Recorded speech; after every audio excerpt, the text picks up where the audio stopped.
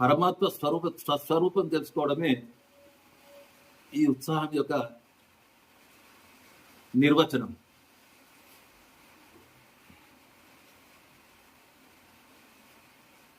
మా సద్గురు పరమాత్మ జననము భక్తుల మానసాపేక్ష వలన భువికే తెంచిన అవతారుడు భవబంధ కష్ట కలుష నివారణకై, లోక కళ్యాణమునకై,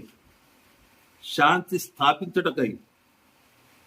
మాయా మోహములతో భ్రమ జీవితం గడుపుతున్న జీవుడు తన శాశ్వత రూపం దేవుడనని మర్చి లోక వాసనలో జీవితం గడుపుతున్న మానవులకు ఉద్ధరించడానికై మానవ రూపంలో 1915 సంవత్సరం రాక్షసనామ సంవత్సరం ఆశ